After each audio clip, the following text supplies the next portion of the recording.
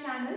तो last video में मैंने आपको जो maths basic sample question paper upload हुआ है उसका पार्ट ए का सेक्शन 1 के मैंने आपको सारे सॉल्यूशंस समझाए थे, सारे क्वेश्चन समझाए थे।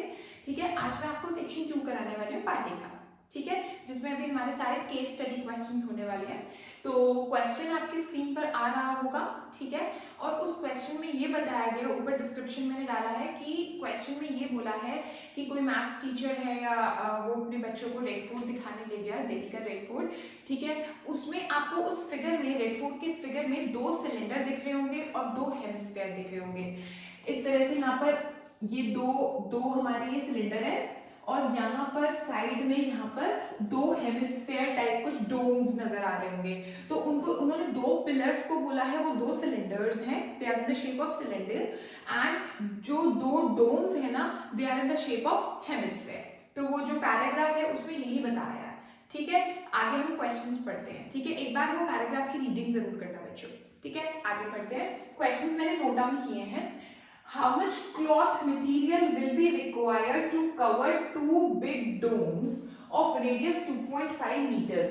अब बच्चों देखो, हमें यहाँ पर सिलेंडर की बात नहीं की फर्स्ट पार्ट में, उन्होंने कहा 2 बिग डोम्स को कवर करने के लिए 2 क्लॉथ मटेरियल जो रिक्वायर्ड है वो निकालो। ठीक है, 2 डोम्स को कवर करना है, यानी 2 हेमिस्फेयर्स को कवर करना है। जो 2 डोम्स हैं वो कौन सी शेप के हैं? हेमिस्फेयर की शेप पे, लाइक ऐसे कुछ करके हेमिस्फेयर है।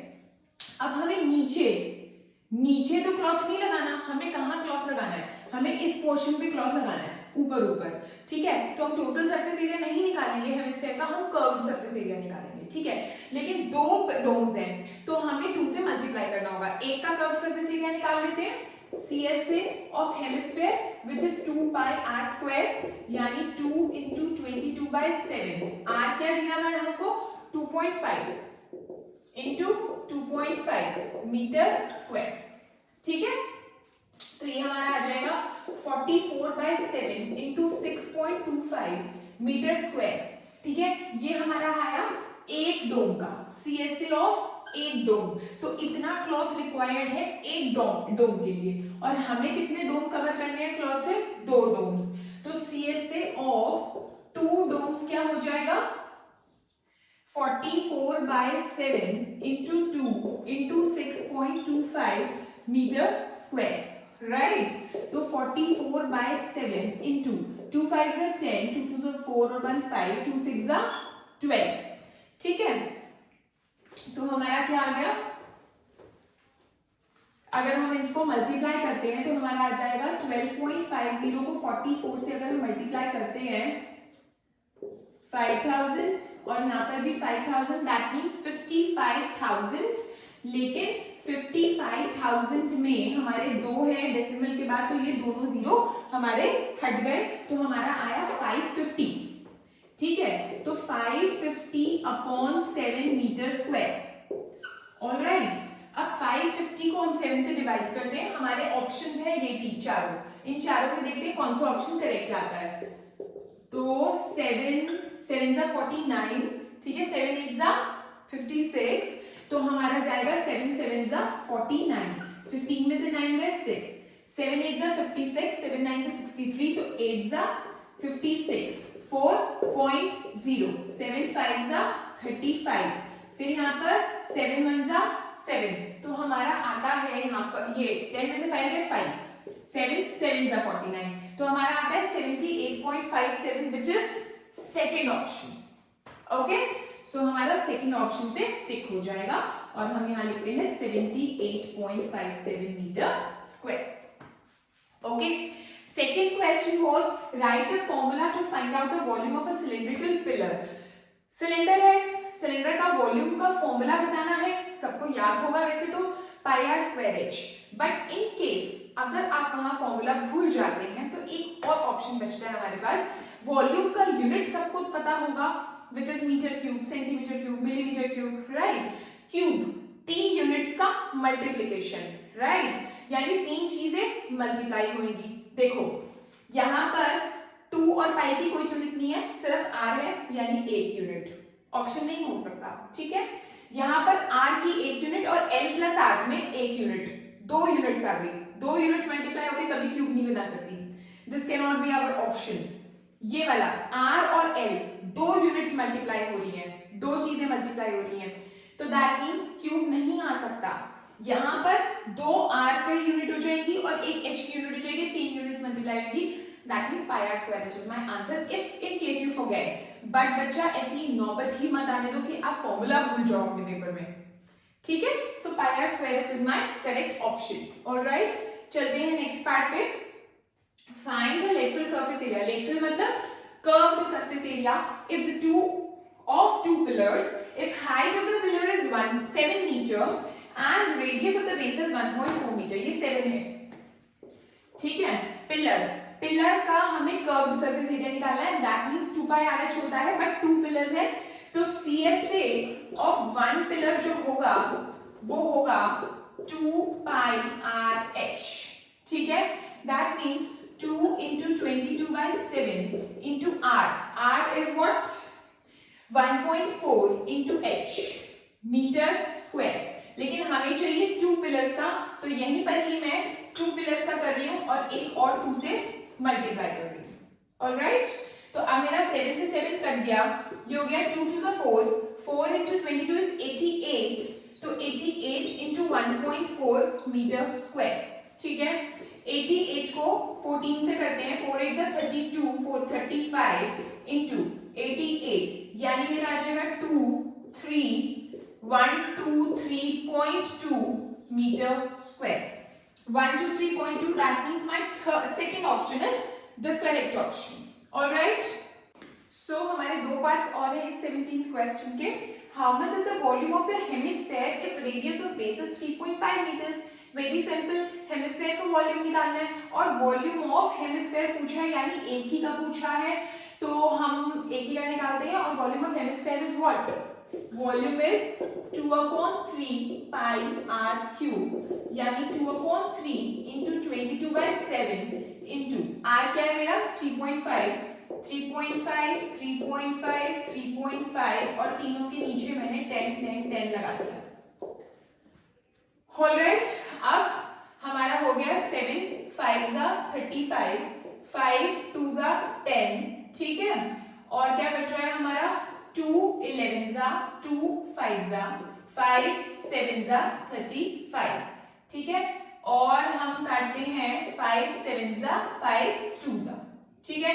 बचता है हमारा 7 7 जा 49 और 11, दैट मींस 49 into 11 upon 3 2 जा 6 मीटर क्यूब। हमारे ऑप्शन भी मैंने चारों के चारों यहाँ लिखे हैं, देखते हैं कौन सा मैच होता है।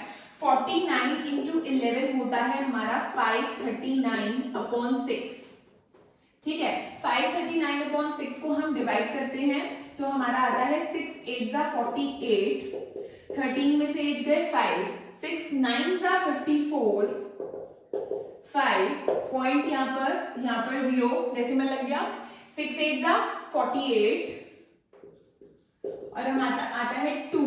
देखते जाओ ऑप्शंस कौन सा हमारा जा रहा है, हमारा 89.83 जा रहा है, देखो 0 लग गया, 6 3 जा 18, तो हमारा आता है 89.83 metre cube will be my answer. Simple था। Next question, what is the ratio of the sum of the volumes of 2 hemispheres. जो 2 डोम्स थे, 2 हेमिस्फीयर्स थे, उनके वॉल्यूम्स का सम निकालो, ठीक है। और जिनका रेडियस 1 सेंटीमीटर दे दिया इन्होंने, और उसकी रेशियो निकालो किसके साथ, एक स्फेयर है कोई सा भी जिसका रेडियस 2 है, ठीक है। क्या, अगर पहले तो निकालो वॉल्यूम ऑफ 1 हेमिस्फीयर, क्या होगा 2/3 पाई आर क्यूब, है ना, और 1 है रेडियस, तो यहाँ पर अगर मैं 1 रखती हूँ तो वो आ जाएगा 2/3 पाई सेंटीमीटर क्यूब। मैं पाई को नहीं खोल रही हूँ क्योंकि मुझे रेशियो निकालनी है, रेशियो में अपॉन करते हैं तो पाई से पाई कट जाना है, ठीक है। लेकिन ये आया वॉल्यूम ऑफ 1 हेमिस्फीयर, तो अगर मैं वॉल्यूम ऑफ 2 हेमिस्फीयर्स करती हूँ तो वो आ जाएगा मेरा, क्योंकि सम ऑफ वॉल्यूम्स ऑफ 2 हेमिस्फीयर्स करना है ना, ठीक है, दोनों का रेडियस सेम है व्हिच इज 1 सेंटीमीटर, तो 2 हेमिस्फीयर्स होगा तो यार 2 2 जा 4 हो जाएगा, तो मैंने यहाँ पर डायरेक्ट 4/4 पाई/3 कर दिया। अब है वॉल्यूम ऑफ 1 स्फीयर, वो क्या होता है 4/3 पाई आर क्यूब। फॉर्मूले लर्न नहीं होंगे तो पूरा क्वेश्चन रॉन्ग कर दोगे तुम लोग, तो 4/3 पाई आर क्यूब, ठीक है बच्चों। और रेडियस क्या है स्फेयर का 2, तो यानी 4/3 पाई को तो मैं एज इट इज रखती हूँ आर क्यूब यानी 2 का cube which is 4/3 pi into 8 centimetre cube.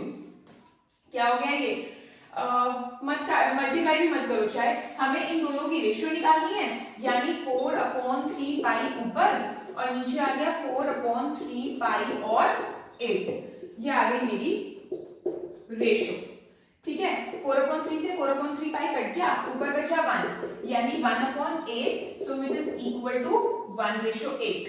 So my option will be B option है एंड ऊपर हमारा ऑप्शन आया था D option. So here we have completed only one question till now, which is 17th question. So guys, this is next question, question number 18. इस type की figure कुछ बन रखी होगी आपके उसमें question paper you must be having. तो यहाँ पर हमारे ये क्वेश्चन क्या है, ये एक रेक्टेंगुलर लॉन है। आप क्वेश्चन का पैराग्राफ फर्स्ट पैराग्राफ रीड करेंगे तो आपको अच्छे से समझ आएगा।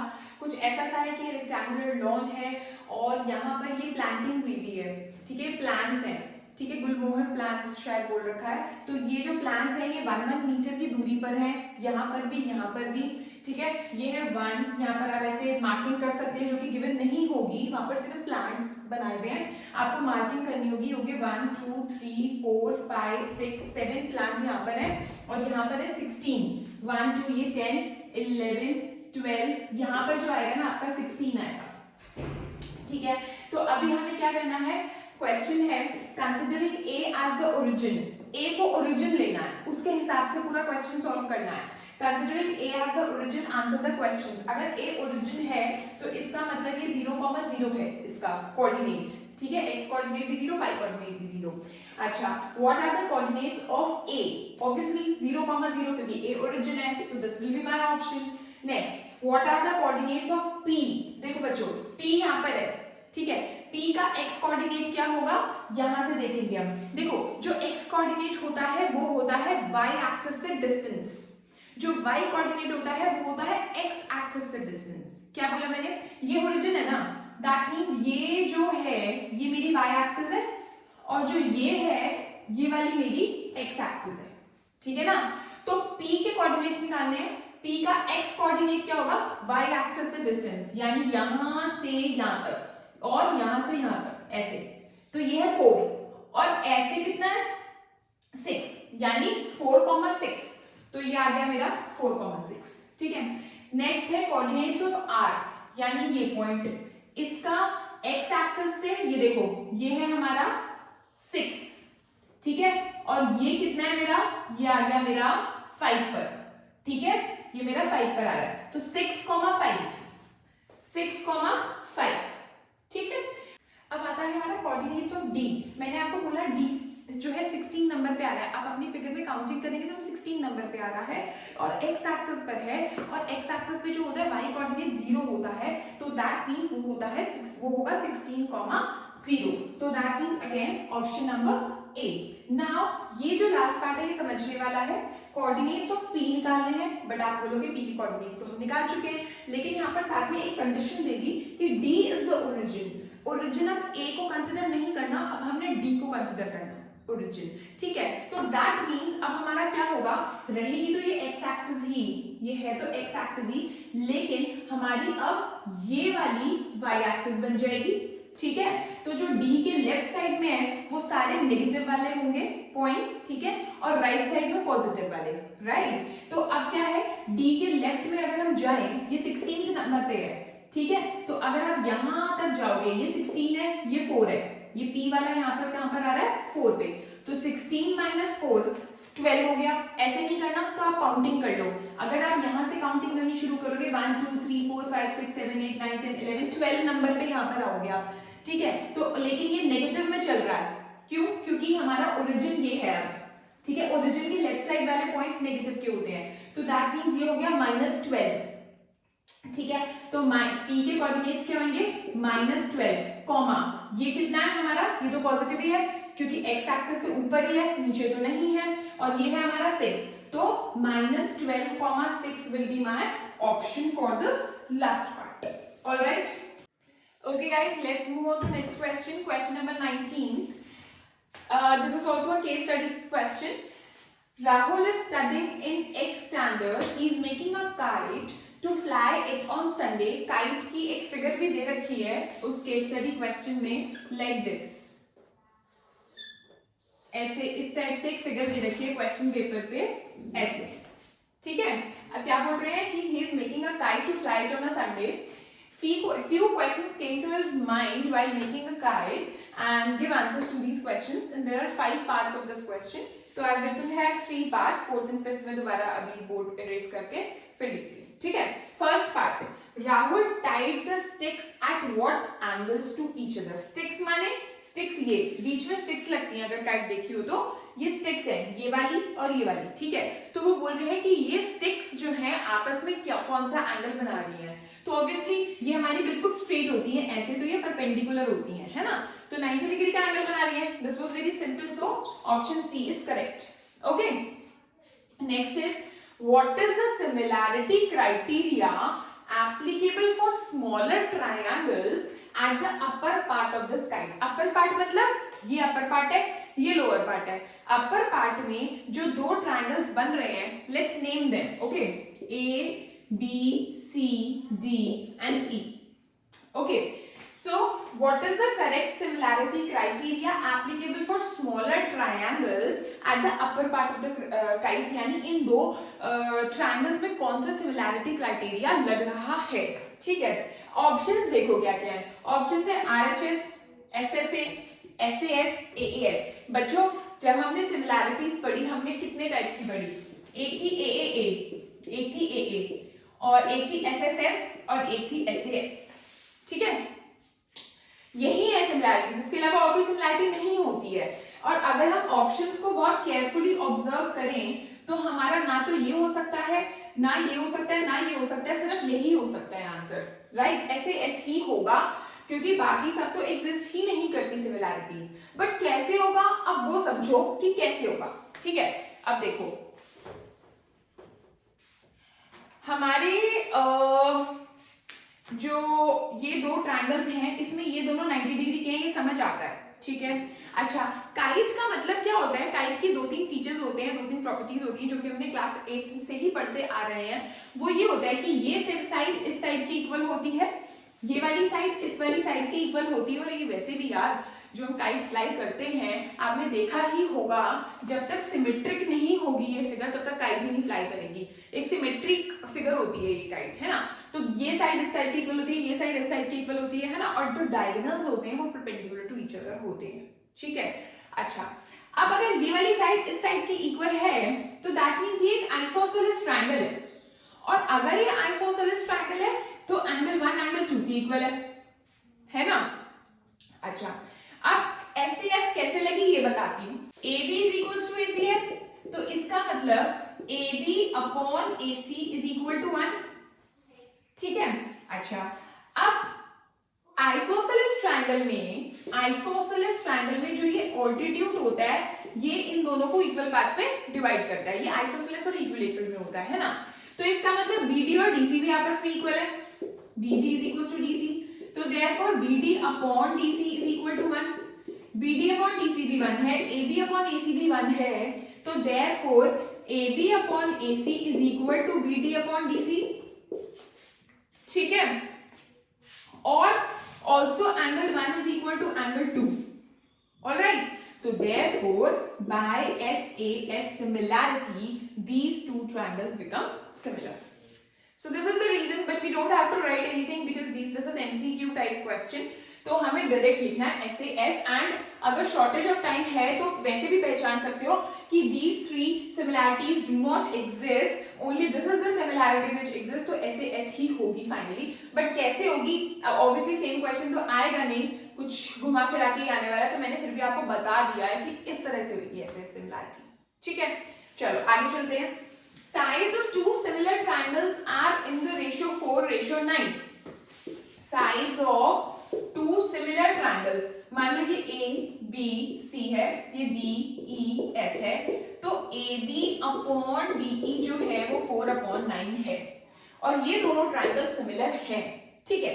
हमसे वो पूछ रहे हैं कि कॉरेस्पॉन्डिंग मीडियंस, यानी ये AL और DM मीडियन Z, ये इज इक्वल्स टू ये है, ये इज इक्वल्स टू ये है, तो AL रेशियो DM कितना होगा?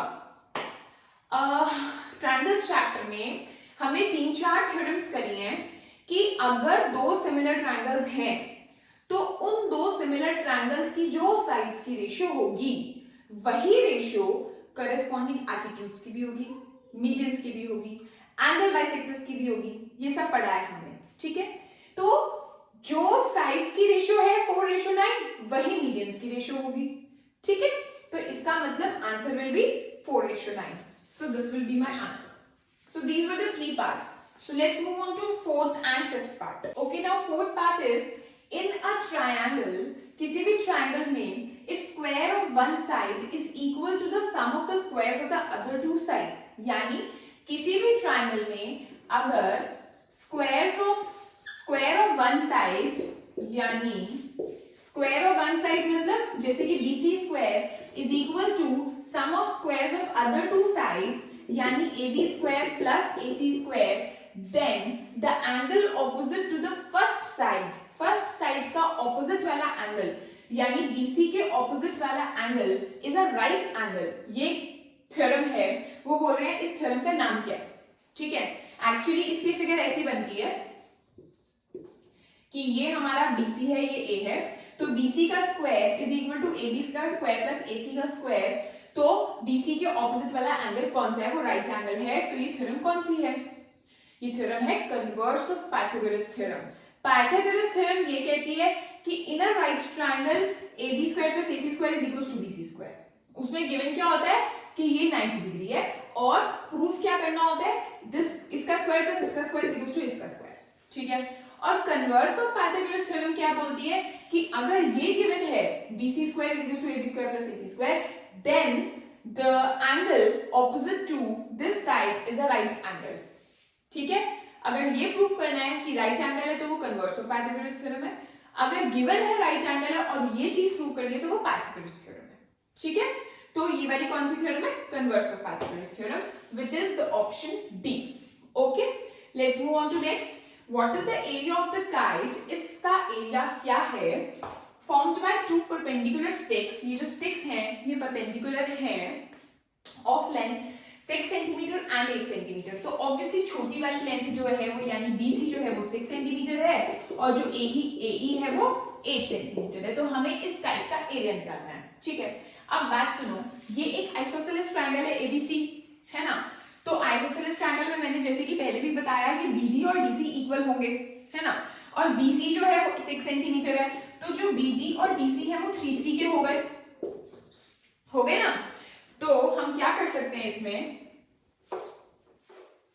अगर हम एरिया ऑफ ट्रायंगल AEB निकाल लें, क्या आएगा वो?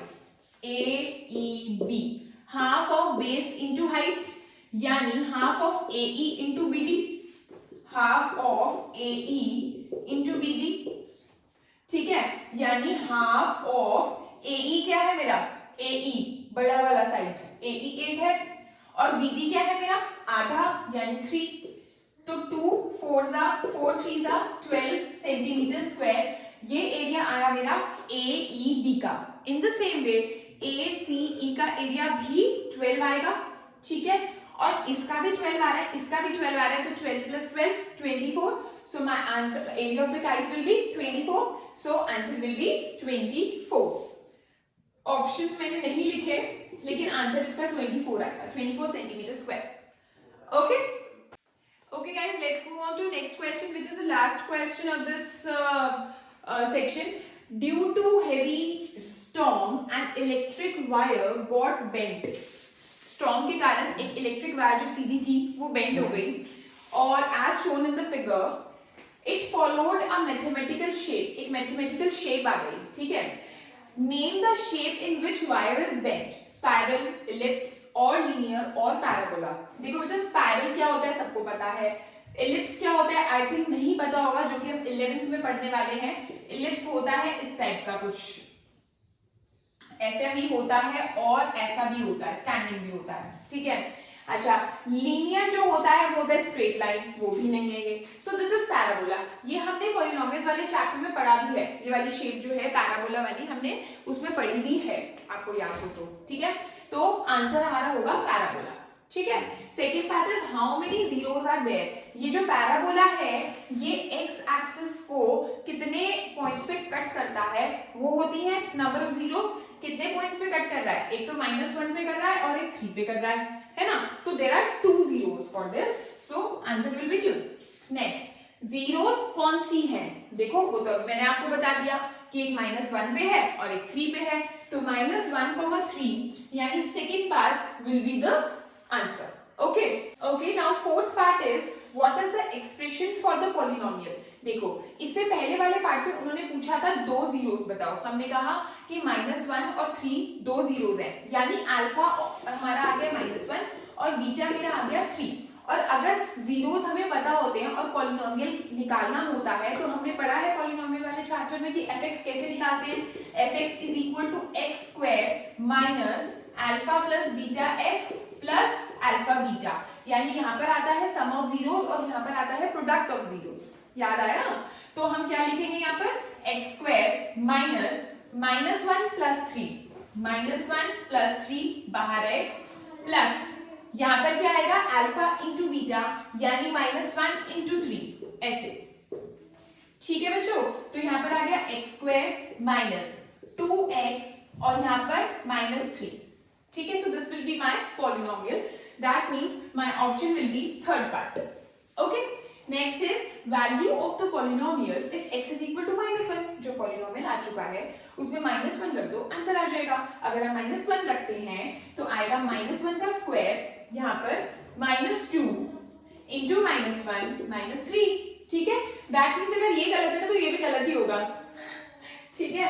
तो ये आ गया 1 प्लस 2 -3 यानी 3 - 3 यानी 0, ठीक है। तो answer will B 0। So guys, we have now completed this case study questions वाला पूरा पोर्शन हमारा कंप्लीट हो गया। नेक्स्ट पार्ट हम अपनी नेक्स्ट वीडियो में करते हैं, ठीक है। Till then bye bye.